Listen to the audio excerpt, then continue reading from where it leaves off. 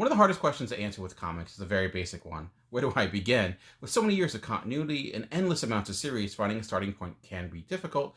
That's where this series comes in. Hi there, I'm Dan, aka the Comic Concierge, and each week I look at all the new comics coming out, pick out the notable new number ones, ongoing series starting new arcs, and trade paperbacks and graphic novels being released. So, whether you're a Wednesday warrior or trying to read comics for the very first time, you have plenty of starting points to bring with you when you head to the comic book store this Wednesday or Tuesday or whatever week that you go. So let's start right there and get to the notable new number ones coming out this week.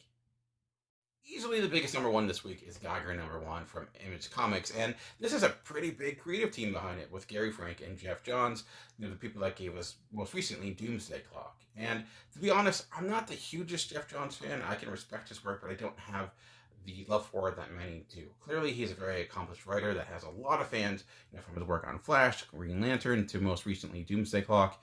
Now, this is the team that gave us Doomsday Clock, so hopefully we don't have nearly the amount of delays that book did. Ultimately, the most important thing is, what is this book about? Well, it is another post-apocalyptic comic. It is taking place in a nuclear wasteland after the nuclear war has ravaged the world and scavengers fight for survival. Again, the post-apocalyptic genre is one that is very popular right now. Just this week, we have 7 comics that would fit in that genre being released. So if that's something you love, you have plenty to choose from. Now, this is an all-star team. So you think if anyone could separate themselves from other books within that idea, it would be them. Despite my hesitation about the book, this is clearly the biggest book of the week when it comes to new series and will most likely garner the most attention. So if you want to be part of that attention, part of that conversation, you may want to check it out this week. Also coming out this week is Project Patron number one from Aftershock Comics, and this is kind of a different take on the death of Superman idea, where this patron superhero comes from another dimension, fights another creature that is trying to take over the world, and they fight toe-to-toe, and they end up dying, but luckily, Patron comes back. Unfortunately, unlike the death of Superman, where Superman returns anew, this patron isn't really the real patron. It's a government agent, and now we're dealing with those repercussions of a superhero who is not the real thing, being controlled by different forces. And this is written by Steve Orlando, who has plenty of experience with the superhero genre. He's written a lot for Marvel and DC. He's even recently writing the Commander in Crisis series for Image Comics. I love this Midnighter run with DC, for example. And he's just recently started writing for Marvel. So he's been a very busy writer these past few years. So I am interested to see what he can do within a world like this where there are no burdens of continuity. He can do whatever he wants. I personally wasn't the biggest fan of the Commander in Crisis series. It just not click with me. But maybe this will be more up my alley because I think it's a more focused idea and more of what I enjoy from superheroes. So we'll see if this has an opportunity to kind of be a better example of what you can do with the superhero genre when you have no burden of trying to fit it into an already established world.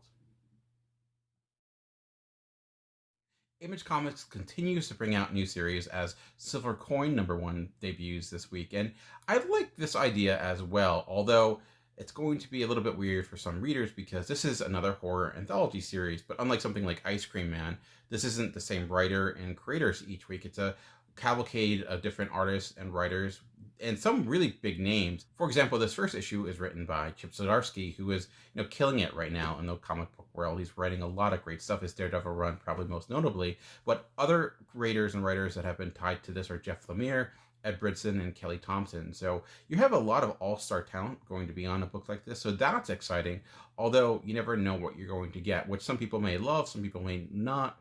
We are seeing kind of a new explosion of anthology series like this in both the indie world and DC and Marvel. DC and Marvel, of course, are having a lot of the, Batman Black and White and Red and Blue for Superman, and we've had the Wolverine series. So this seems to be, something that's catching on in the publisher world. I don't know necessarily how fans are enjoying it, because I feel like when I hear people talk about these series, there's often a lot of negativity towards them because people like that idea of being able to continue with it. Although there's a lot of love for things like Haha and Ice Cream Man. So maybe in the horror world it works better. I'm not sure. But again, these are a lot of talented writers and artists that are going to be attached to this. So that's exciting. Personally, I do like anthology series because I do like that opportunity to read something and you have no idea what it's going to be. And sometimes it can be bad, sometimes it can be good. Who knows? But if you're looking to get into a new series and you are a horror fan, this may be your best bet this week. Also coming out in physical form for the first time is the next Batman Second Son #1. And I say physical form because this book was already released digitally, but now you can buy it physically at a comic book store. So if you're a person who hates digital comics and wants the real thing, you can now check it out. And I did read this in the digital format, and I did like it. I actually thought it was a little bit better than the Future State storyline, and I think because it wasn't tied to all the Future State goings on, it can kind of be its own thing. I didn't love it, but I thought it was good, and I thought it was a better development of the character than we got in Future State, because I think it just had more time to dive into these characters and not having to tie into everything else that's going on. So if you like the Future State story and you wanted more of it, I think you'll enjoy it. If you didn't like the Future State story, I don't think you're going to like it, because again, it's written by John Ridley, who wrote that. John Ridley, I think, is still kind of finding his way when it comes to the general format of a regular comic. His work on the other history of the DC Universe has been fantastic. It's the best work he's done in the comic book world, where the monthly issues, the more issue style, I think he's still trying to figure out a way to tell those stories. I think the digital format actually has benefited him, because you actually have to fit things into a smaller chapter, and then they kind of chunk those up and put them into a release like this. I don't think the art has been the strongest, though, when it comes to some of the digital chapters. You tend to get, I think, artists that are not quite there yet.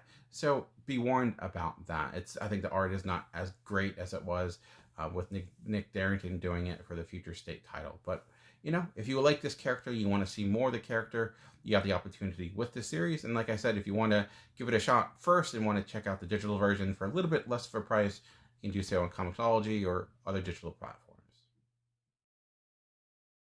Also coming out this week from DC Comics is Green Lantern #1. Yes, we're getting another new Green Lantern. And I know the Grant Morrison run on Green Lantern as of late had people who loved it, people who hated it. So if you're a person that was hesitant to get into that run, now you have a new series, and this has a brand new creative team. This is written by Jeffrey Thorne with art by Dexter Soy. And Jeffrey Thorne is a writer who I think is getting more and more experience within the medium again.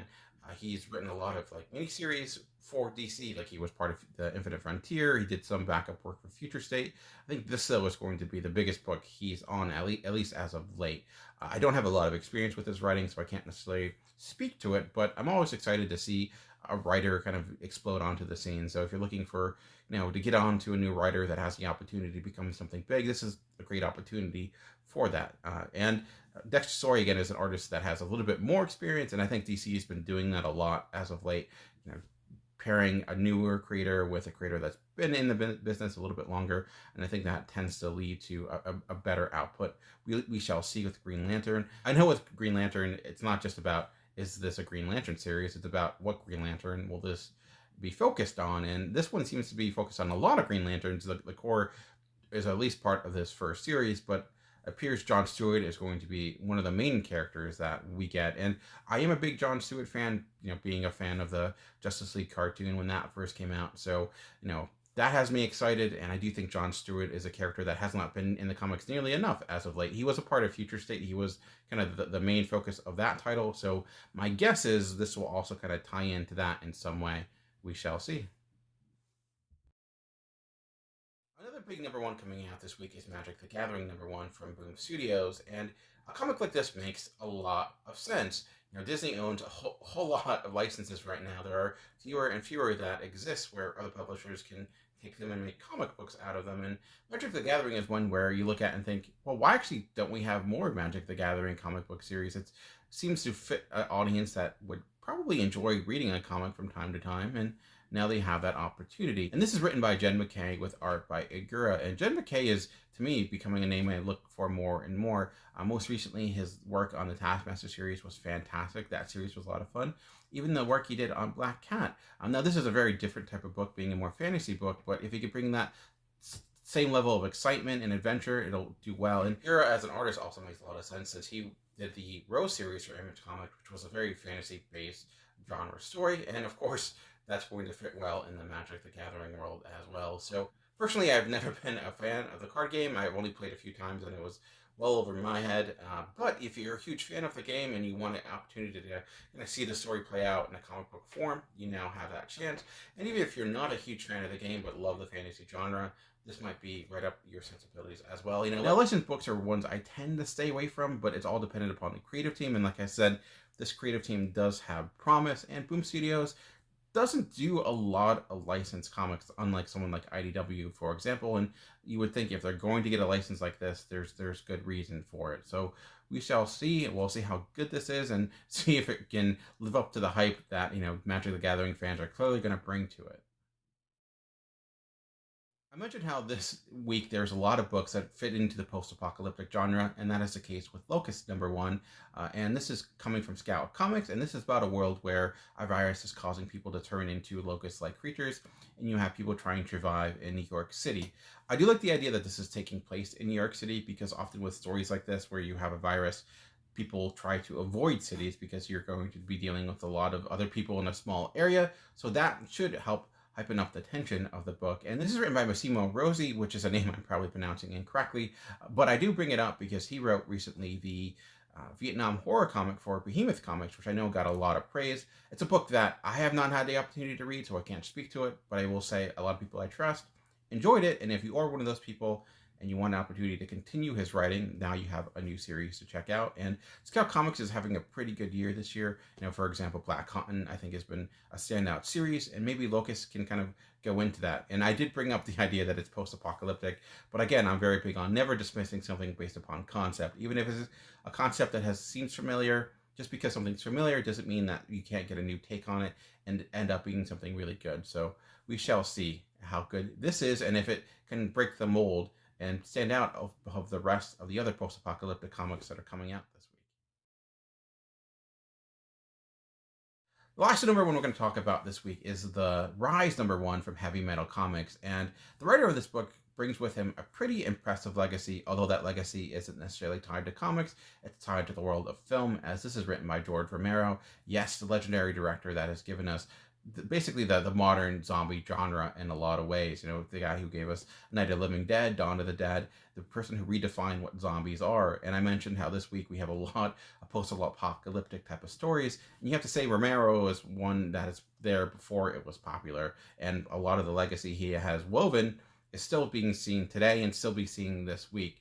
This book is getting into the night before the night, talking about what happened and caused the zombie genre to exist the way we did. Now, is it going to give us all the answers that people have been asking for generations? Like, why are the dead walking the earth? I'm not sure. I don't necessarily think so. We shall see, because I know a lot of people don't want those answers. They don't want to know what caused zombies. They like having that mystery, because sometimes the answer is not nearly as exciting as the theories that come behind it. I'm not sure, but again, Romero is a person that certainly has a lot of fans, has a lot of cult-like fans. He might have defined cult following before it was really a thing. So if you are a Romero fan, this is a type of comic that might bring in a lot of people that love horror but don't read comics. You have the opportunity to check this out. And Heavy Metal has really been expanding their line this year with a lot of books.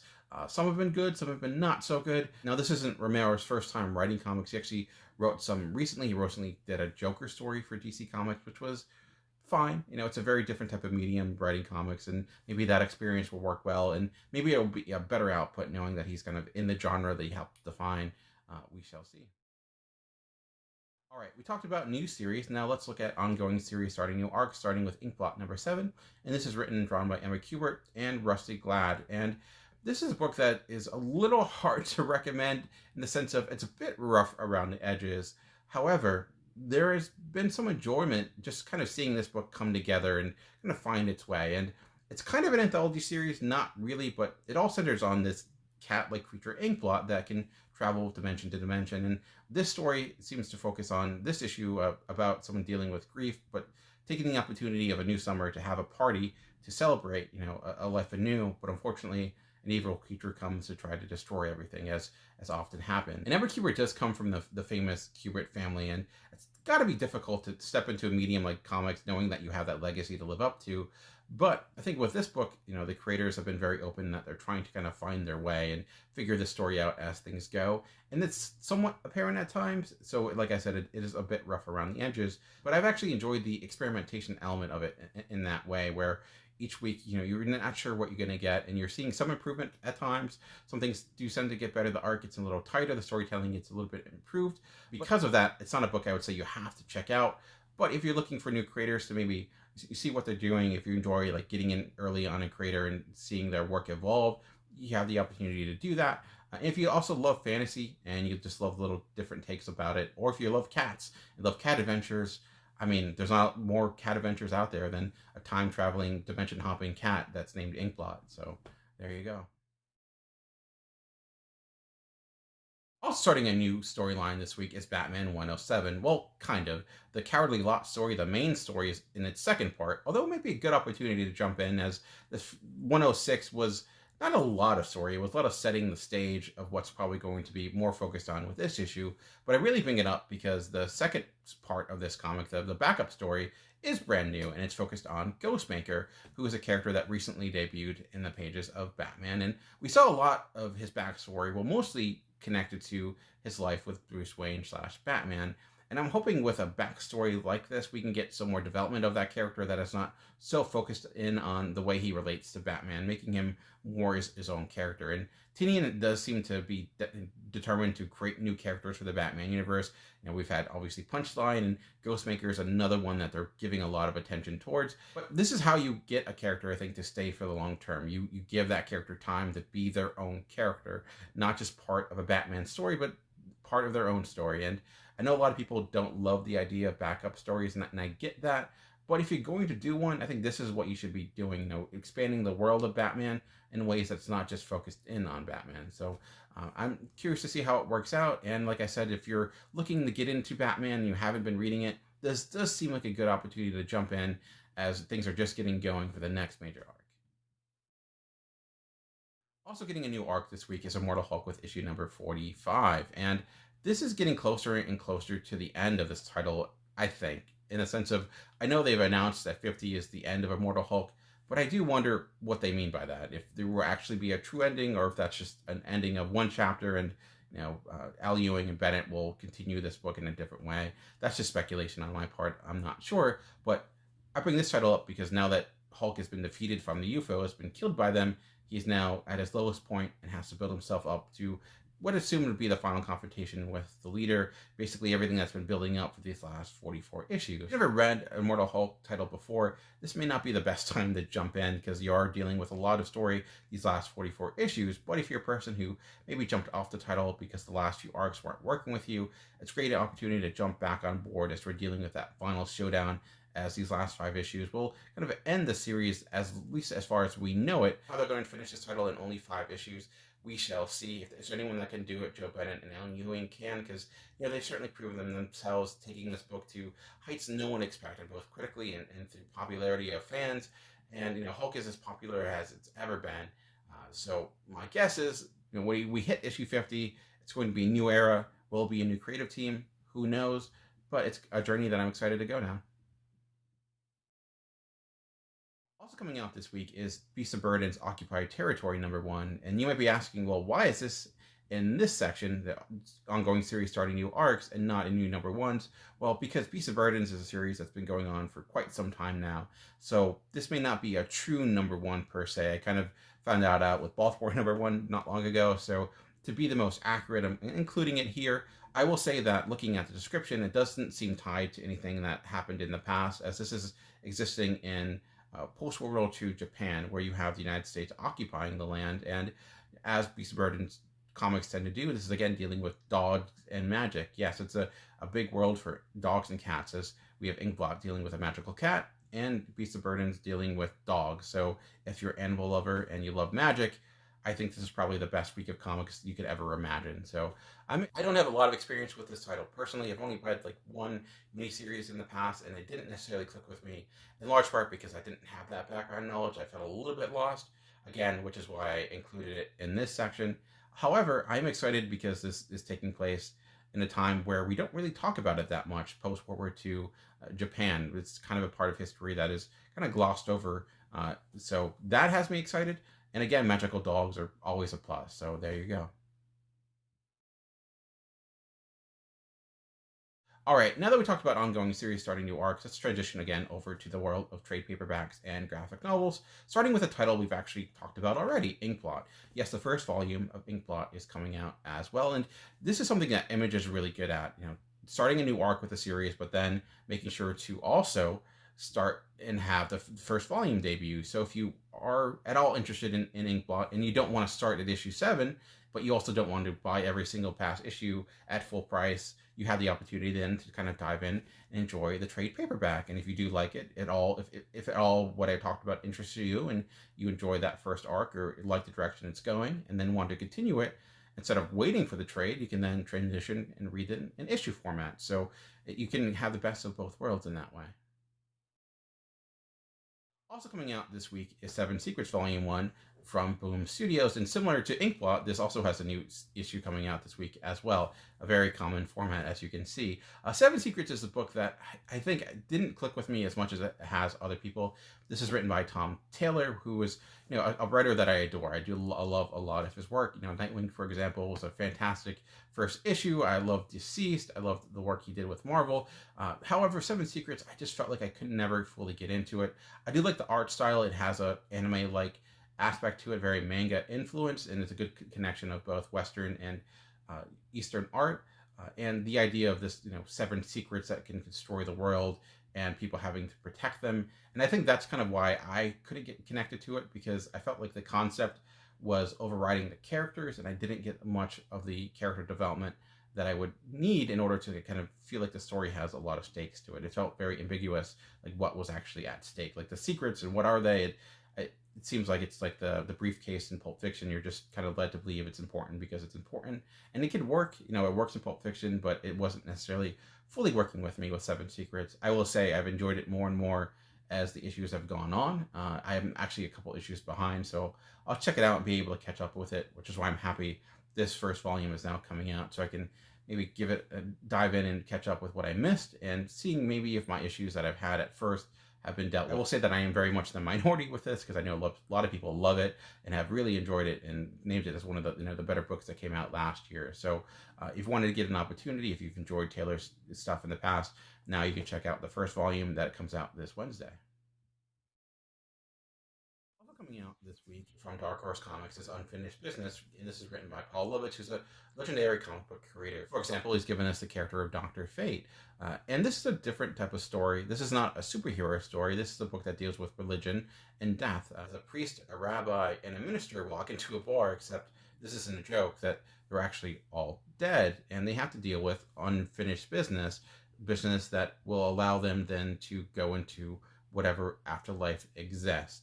And I do like that idea, kind of exploring religion through the afterlife, but through different types of religion, just to ask those really high and important questions that are difficult to grasp, and doing it in a comic book form. And this is drawn by Simon Fraser, who's done a lot of work for things like 2001 AD and Judge Dredd. Not necessarily books that you think, oh, that would be perfect for a type of introspective look at death and life and religion, but hey, storytelling is ultimately storytelling. So as a person that does like explorations of religion and kind of mortality, I'm excited to see like what this is, and seeing a comic book creator kind of explode from the shell that maybe they've been put in because they're more known for the comic book world of superheroes. But this is something that I think will show that Lovitch is a creator that is much more apt to tell bigger stories as well. Graphic novel we're going to talk about is Dear DC Supervillains, and they actually did a version of this a few years ago called Dear Justice League, which are these letters kind of written to different characters, more geared towards kids. And I love Dear Justice League. It was such a pleasant read. It was a great book for kids, even as adults, though I did really enjoy it. I do wonder how they're going to do it based upon villains, though. You're going to have kids writing to supervillains, and I do wonder, are they going to scold them for bad behavior, or are they going to find them cool? And what's going to be the response? I'm not sure, but DC Comics is doing a lot, I think, to focus in on kind of the younger audience. It's been pretty successful with it, and this can be as good as Dear Justice League, which I would highly recommend checking out. If you're a parent looking for a comic book for your kids, Dear Justice League is one I would definitely recommend. Probably for ages like 10 or younger would be the best. Older kids might enjoy it depending upon their sensibilities, but I think it's really geared towards that type of age, really pre-middle school in a way. My guess is Dear Supervillains is going to be along the same lines of kind of humor and cleverness, and ultimately maybe not be as heartwarming, but it might be a little bit more fun. So I don't think the Joker is going to be nearly as endearing as Superman, but again, the idea has a lot of possibilities. All right, so now we've talked about graphic novels, we talked about ongoing series starting new arcs, and notable number ones. Let's get into my pick of the week. What is the thing I'm most excited about coming out this week? All right, here we go. The book I'm most excited about coming out this week is a trade paperback for Lonely Receiver. This is published by Aftershock Comics, written by Zach Thompson with art by Jen Hickman. And I guess it's a bit of a cheat because it is a book I've read and really enjoyed. This book was fantastic. I will preface it by saying it may not click with everyone because it's very different, and it leaves a lot for you to kind of connect yourself, in the sense of it's about a woman who begins a relationship with an artificial intelligence, and things kind of go awry. It doesn't necessarily go as she wanted to. The person that she was literally designed to be in a relationship with her, and they end up breaking up, and then this deals with that fallout of that relationship, and things get twisted. Bad things happen. It is a bit of a depressing book, I will say that. Like, I was glad to read it in issues, because trying to read it all in one sitting might mess with your mind a little bit. And I will say, one of my favorite movies from the past decade was Her, which has a lot of similarities with this, in the sense of that too was a movie of a person beginning a relationship with an AI system.